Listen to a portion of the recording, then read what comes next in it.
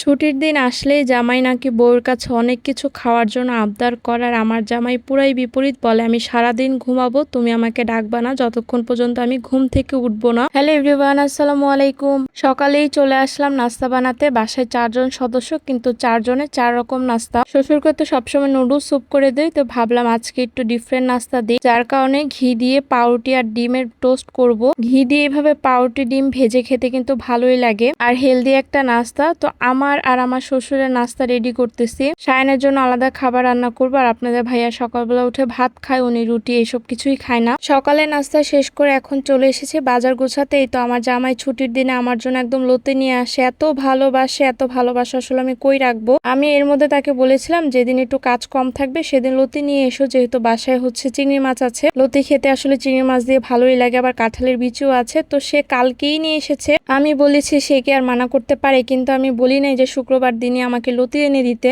যাই হোক, রাতে হচ্ছে লতিটা পরিষ্কার করব, কারণ এখন তো পরিষ্কার করে রান্না করতে পারবো না, সময়ও চলে যাবে। আমার রান্না তো আবার একদম টাইম মতো সবাইকে খাবার দিতে হয়, নামাজ পড়ে এসে সবাই খাবে, যার কারণে এই তো এক চুলায় করলা ভাজি বসিয়ে দিলাম। আরেক পাশে হচ্ছে মাংসটার জন্য আমি মশলা কষিয়ে নিচ্ছি। মাংসে যা যা মশলা দেই, গরম মশলা, তারপর হচ্ছে পেঁয়াজ, তারপর আদা বাটা, রসুন বাটা, পেঁয়াজ বাটা, হলুদের গুঁড়া, মরিচের গুঁড়া, লবণ, তো সব মশলা দিয়ে ভালো করে কষিয়ে নিলাম। এখন মাংসটা দিয়ে দিব। আমাদের বাসায় মুরগিটা আমার শ্বশুর অনেক পছন্দ করে, যার কারণে আজকে বাবার কারণে মুরগি রান্না করেছি। আজকে করলা ভাজি একটু বেশি করে করেছি। তো মাংসটা কষানোর পর তারপর আলু দিয়ে দিলাম, কারণ আমাদের বাসায় আলু ছাড়া মাংস খাওয়া যাবেই না, কারণ সবার আলু অনেক পছন্দ, বিশেষ করে তো আমার আলু অনেক পছন্দ। যাই হোক, এই তো আমার মাংসটা একদম মাখা মাখা রেখেছি, একটু ঝোল রেখেছি, বেশি একদম মাখা মাখা করি নাই, কারণ রাতে আবার আমার শ্বশুর রুটি দিয়ে মাংস দিয়ে খাবে, তো ঝোল না থাকলে বাবা তো রুটি খেতে পারবে না। সাথে করলা ভাজিও করেছি। করলা ভাজিটা একটু কাঁচা কাঁচা রেখেছি, কারণ আপনাদের ভাই আর আমার শ্বশুর দুজনে একটু কাঁচা কাঁচা পছন্দ করে। তারপরে তো আমার স্যার ঘুম থেকে উঠেছে 12টার দিকে, এখন ছেলেকে নিয়ে যাচ্ছে চুল কাটতে।